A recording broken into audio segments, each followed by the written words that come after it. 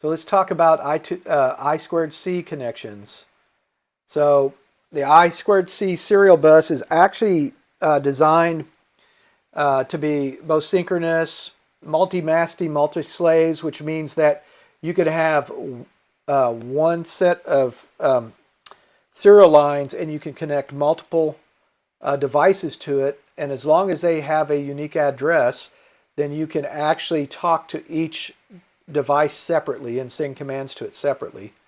It was developed or invented in '82 by Philips Semiconductors, and it's gained wide popularity for basically taking microprocessors and interfacing them with other devices.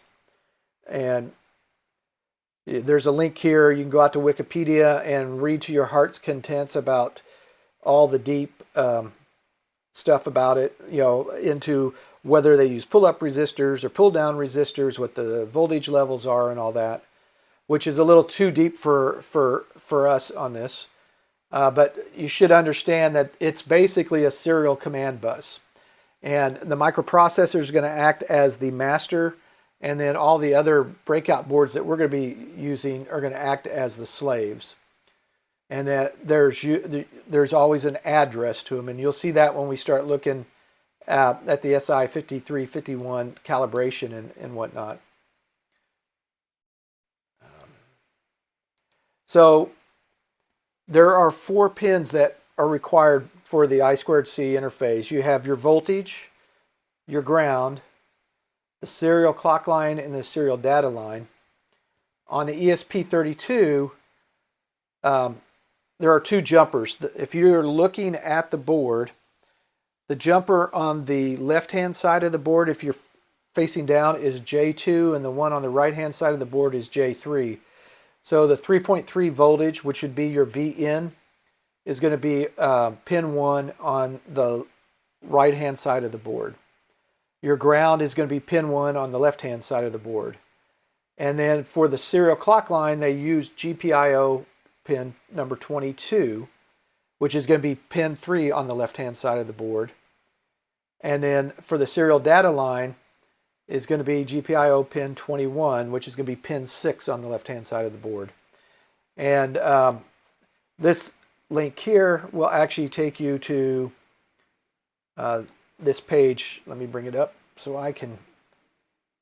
This is the getting started on the dev board. And it kind of walks you through the major components of the board.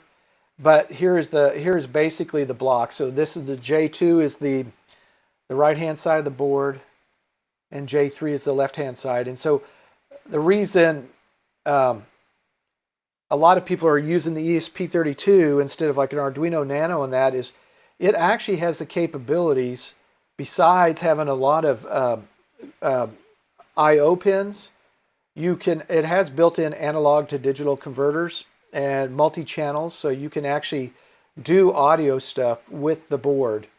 And one of the YouTubers that got in my list for radio resources on YouTube, NA5 Yankee, he actually has been working on using the Arduino audio library in the ESP32 to do all the filtering of radio, the radio signals. So your bandpass filters, your low-pass filters, and stuff like that, using the sound capabilities of the ESP32. They also have things for touch control, as well as different things. There are some that you have to be careful about not using.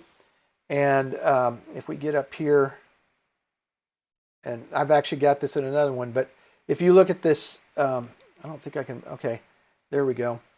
You'll see these, some of these here where it says OD, IEWPO, and they got the exclamation mark around them. Those are the ones that are actually used by the UART controller and by the clocks and that on the board. So those are the ones that you shouldn't use for anything. But this kind of gives you an idea of where all the pins are located on the board.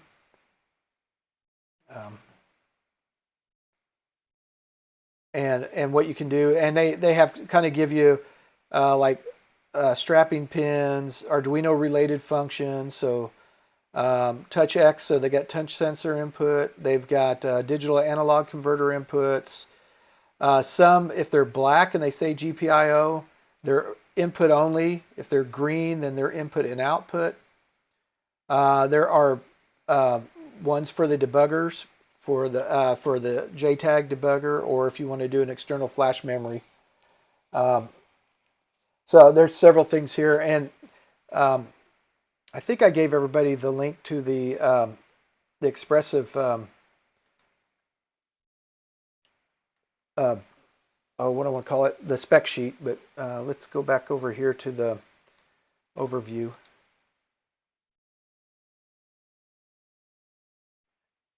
So there's just that display, that image again. So what we're going to do now is we're going to start looking at setting up the ESP32 to talk to the SI5351 board. So what we're going to do is we're going to connect voltage in from the 3.3 pin on the ESP, the ground to the ground pin, and then we're going to set up the serial clock line and the serial data line. And once we get that set up, then we should be able to run the 5351 calibration sketch and actually make it do something, make it generate an output. So let's switch over to our next thing, which I think is, let's go wire it up.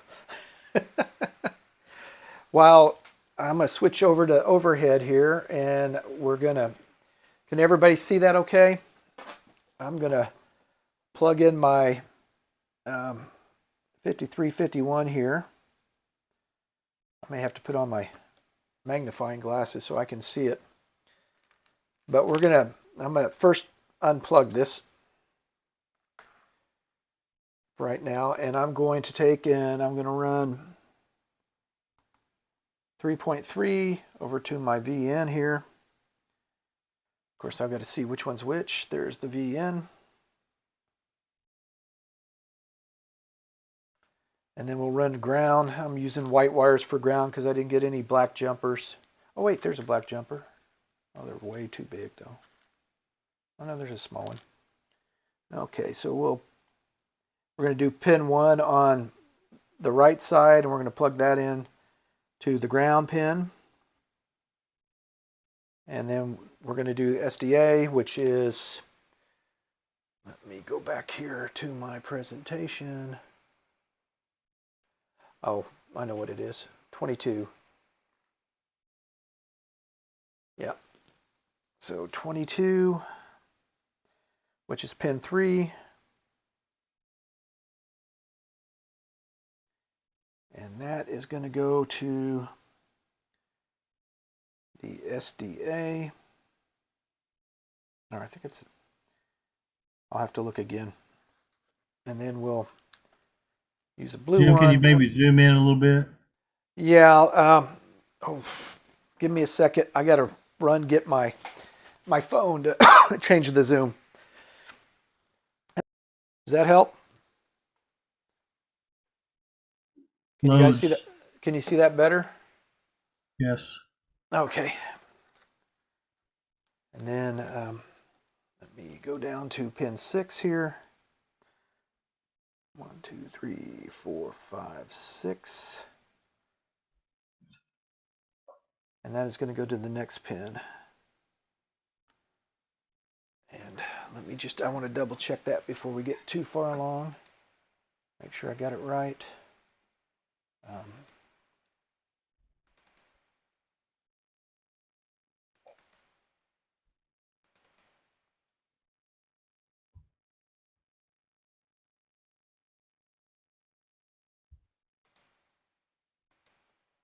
Okay, so SCL goes to 22 and 21. So, and that is what we've got. It's just, I may have to bring this down slower. Okay, so now we've got those set up. Then what I'm also going to do is I'm going to take a a red and white pin. And, well, and I'm going to put one on pin 0. So the other 3 pins on this are clocks 0, 1, and 2. And so I'm going to basically put 2 connectors here that I'm going to then attach to the tiny SA so that we can actually, let me use a gray one here so I don't get colors mixed up.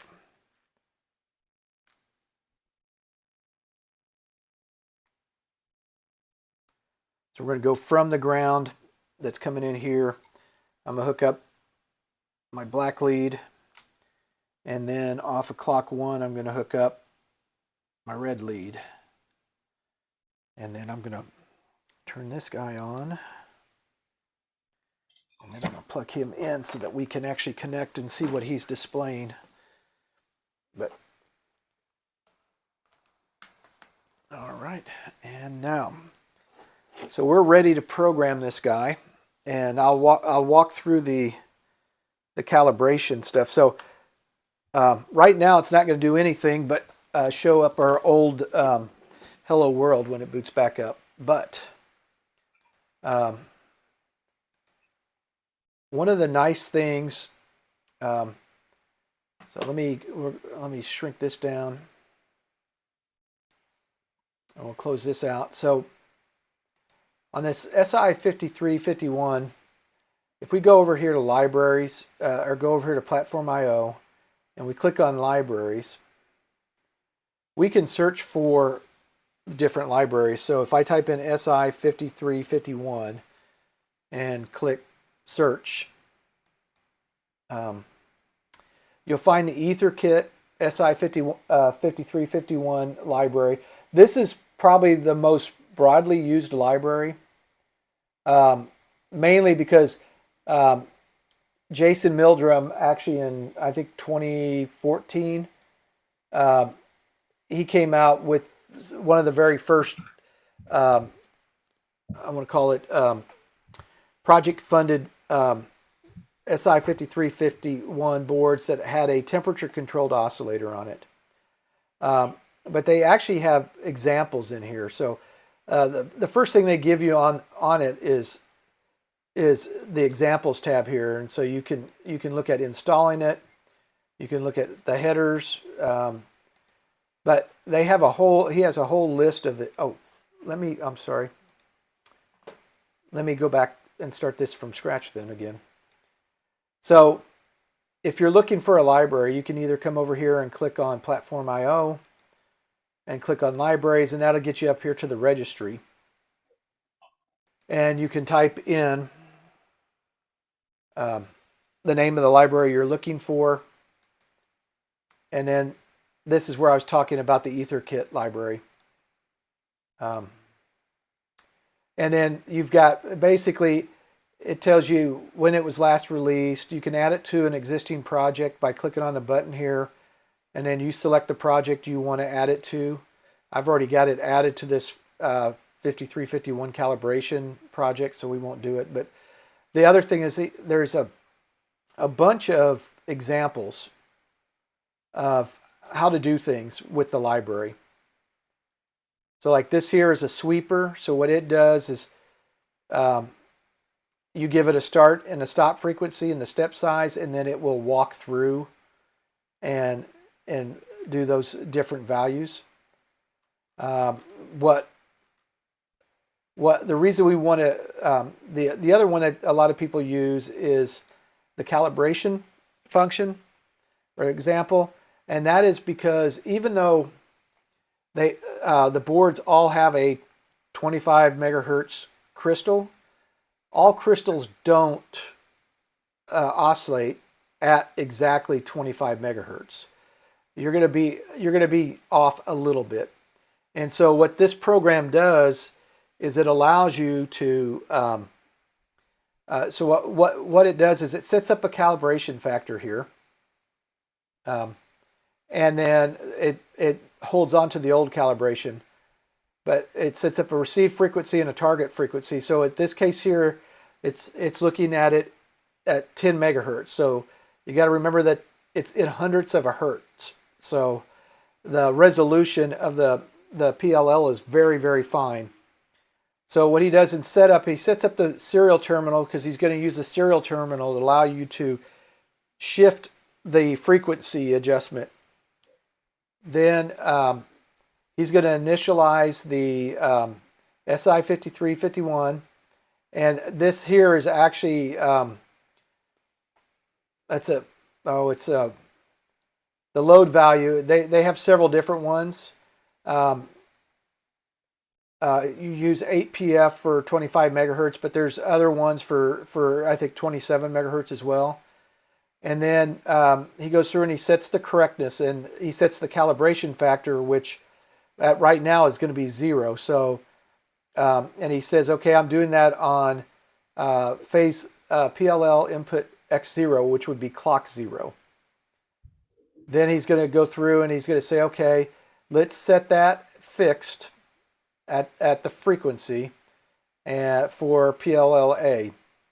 And then he'll again set the frequency here, the target frequency, which is going to be 10 megahertz, and have that come out on clock 0. Then it just goes into a loop. And so he calls update status, which basically that goes out and gets the status from the clock, or from the SI5351 board. If he gets an error, then it'll print out a line, hey, I couldn't initialize it. So it could be we have our wires switched. It could be that we've changed the address of it. Otherwise, it'll say, okay, you can go out and adjust your frequency counter reads as close to 10 megahertz as possible. And then you press Q when you're complete. And then he calls this function called VFO interface. And VFO interface, what it does is it prints out the lines up, down, and then the value. So if you press the R button, it's going to go up. It's going to change the frequency up by 1/100 of a hertz. If you press the K, it's going to raise it 100 hertz. Or if you press the L button, it's going to raise it 1,000 hertz. And then he's just going to go into a while loop. And so while the serial port's available, it's going to read the serial port, waiting for a button to be pressed. And then he's going to say, okay, if it's Q, then I'm going to go ahead and I'm going to flush out all my input. I'm going to print out, here's your new calibration factor. And then he sets it, and then he basically returns out of the function, which is going to end the program. Otherwise, if it's one of these he's going to change the receive frequency by either incrementing or decrementing it by 1/100 of a hertz.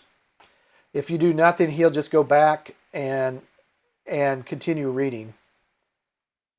And then what happens is once it's done that value, it'll drop down in here, and it will take the transmit frequency, remove the value that you altered it by, and add the old calibration factor and come up with a new calibration factor, and then it will reset that, then go back and initialize the PLL. It'll reset it, it'll set the frequency on it, and then it'll tell you what the current difference is. And what you're looking for is you're going to try to get this as close to 10 megahertz as possible. And then you're going to keep that calibration factor so that the next time you use this board, you can take and input that, and that should keep your output signal as close to your reference signal as possible. So what we'll do now is I'm going to go over here and I'm going to change my default. So I've already set up this SI5351 calibration, and all I did was I copied over his function here. What I need to do is I need to put these, we'll leave them where they're at.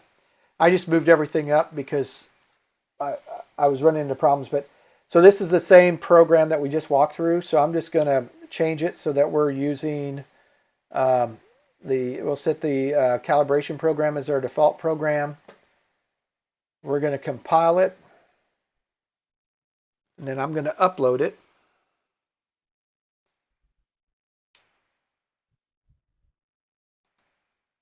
And once it says it's...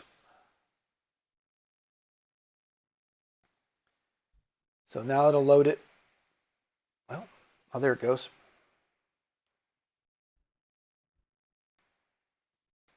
Okay, so now I'm going to switch over to this serial monitor. And, oh, bad read error. Guess what? We got the wrong pins. Let me flip them around. So let me...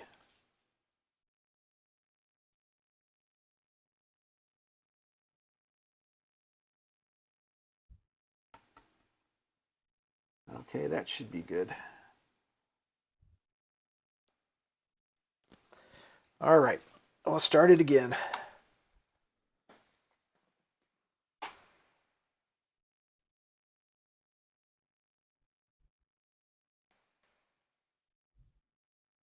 Okay, so let me just reboot it just to make sure that... Oh, restart the task. There we go. Okay, so what you should get if you've got your pin set, you'll get this R, T, U, Y, and that. So what it's doing right now is it's putting out a signal. Now I'm going to switch to my overhead view, just so and I'm going to show you guys the tiny... Oh, it won't reach. Well, I'll just have to unplug it for right now. So right here, you can kind of see on the tiny SA, you can actually see the square wave that's being generated by it. And if you don't believe me, I'll take off the red plug, and it should you'll see it drop. There's no signal coming in. So now we'll plug it back in, and it'll come back through. So what I'm going to do is I'm going to switch. I'm going to now plug this into my computer, and I'm going to bring up the tiny SA program, and we'll actually connect to it. And let me switch over to that. So I'll pick the COM port for the tiny SA, and we'll connect to it. And then I'm going to just go ahead and do a simple scan here. Of course, I'm doing 1,000 points. We could go... What I found out with the tiny SA is depending on the resolution, the number of points per scan you do, the better your resolution is. So I don't know if you guys can see this, but so our point here is we're live there we're at 10.000751 megahertz. So it's pretty close. So what I'm going to do is I'm going to switch back over here, and let me switch back over to Visual Code, and we're going to press the semicolon. We're going to kick it up 10. We're going to drop it 10 kilohertz. Now what we should see when we come back over here and we run the next scan, we should see that the start of that waveform should drop. And let me switch back over to tiny SA. And it has dropped to 9.990841. So what I'll do is I'll go back. I'm going to put it back up. I'll hit the P key. And now our difference is back to 0. So now when I go back and rescan this, now you can do a live scan on this. And so what I may do is I may just do that and let you guys watch it. But it takes forever with 1,000 points. So we're now back up to where we were, 10.00951. Now what we can try to do is we can try to get that higher. So we can try, let's try an L here. We'll add another K to it. So let me go back and we'll scan it again.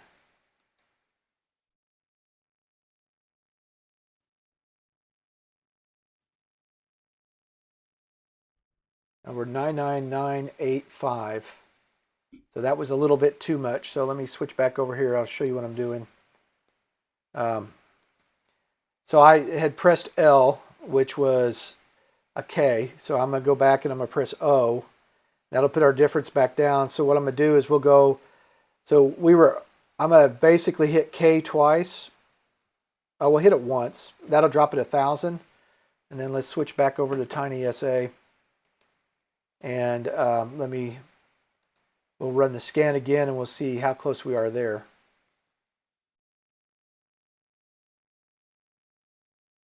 Does anybody have any questions of what I'm doing?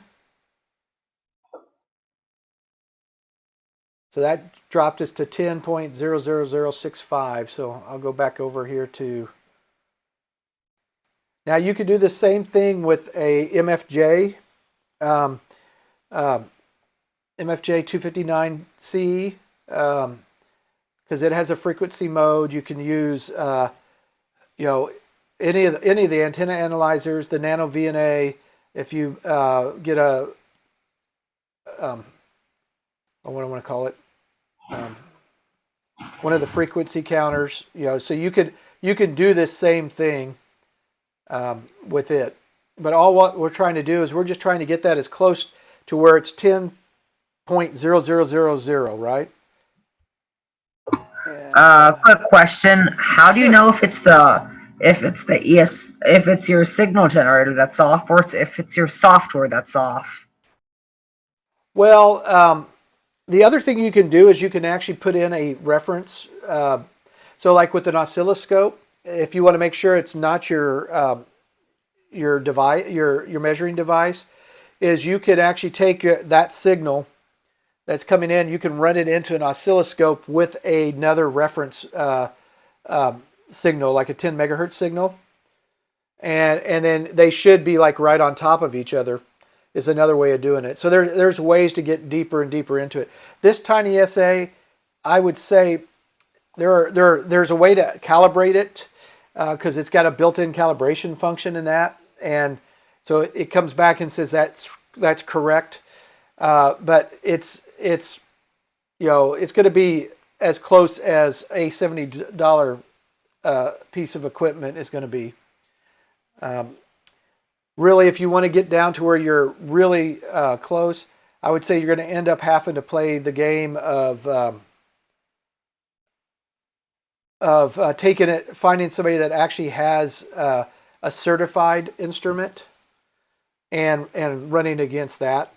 And seeing how far you're off, and then because that's kind of what they do. Okay, so we're almost down to. So I went back. Let me switch back over here to Visual Code.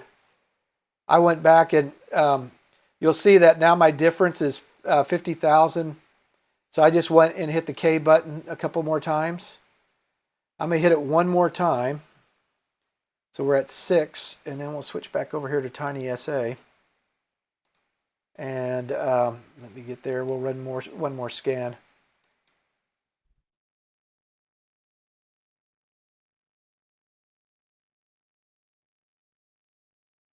So now we're at 10.00005 megahertz. So I'd say we're pretty close.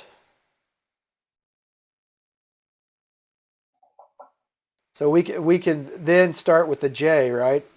And we'll drop that by 100 more. So let me go back over here and we'll run it again and we'll see if that makes a difference.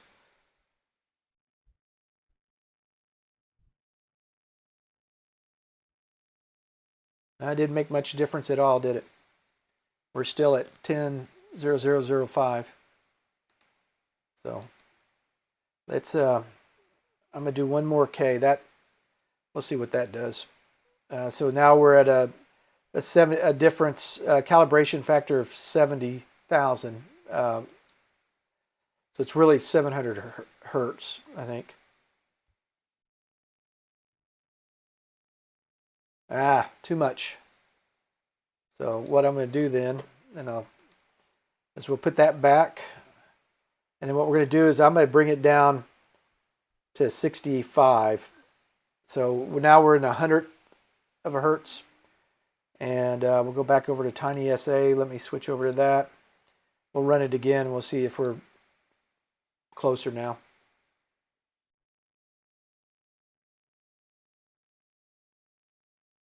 He's still at 005. And I think that's basically, we're just dealing with resolution. There.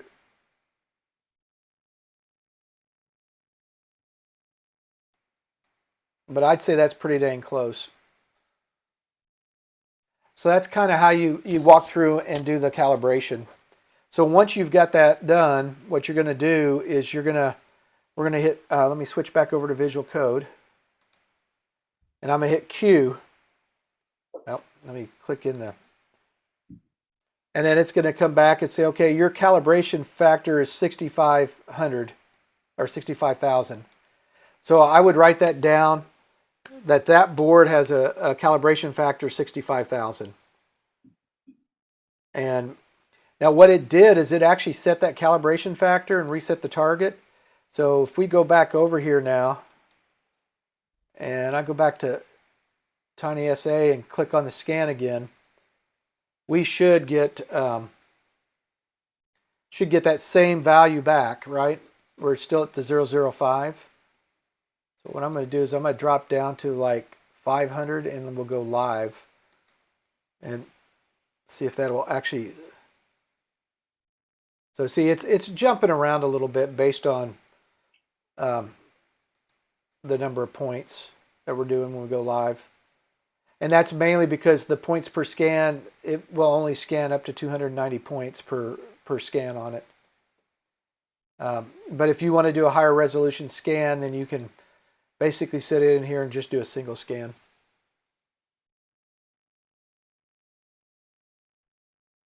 And you can go up to, I think it's like 30,000 points. It just takes forever. And you get more noise.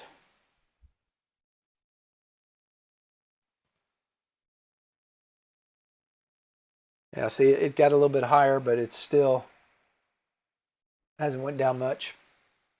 Jim, I'd suggest instead of reducing your number of points is to change your start-stop values or your span, and you get a little more resolution. Want to do like 98 to 1002? Yeah, something like that. Okay, and then that should be 0.04. Then you can go fewer points. Yeah. All right, so let's drop it down to, let's say 500. Let's see what our scan looks like there. See, now it's to 0002. So, yeah, your resolution in here of what it's got to hit on that scan is a lot faster. But so that's the max on that, 4 dB off of that. So that's not too bad. I'd be happy with that. I really don't think that's going to put us off too much. Anybody have any other questions about calibrating the breakout board? No, it's just going to take some practice to get it. That is true. And that's the whole idea about this, is playing around, right? And when we do our build day in July, which I think, Roger, correct me if I'm wrong, it's Saturday, July 15th is our build day. When we actually meet in person to play with this. This will be one of the things that you guys will be able to play around with. We'll have several different devices. I should have figured out my frequency counter by then. And and I've got another spectrum analyzer that I can test against it as well. So we'll have that as well. And I'm using a frequency analyzer. You can use an oscilloscope, a frequency counter. It doesn't really matter what we're using.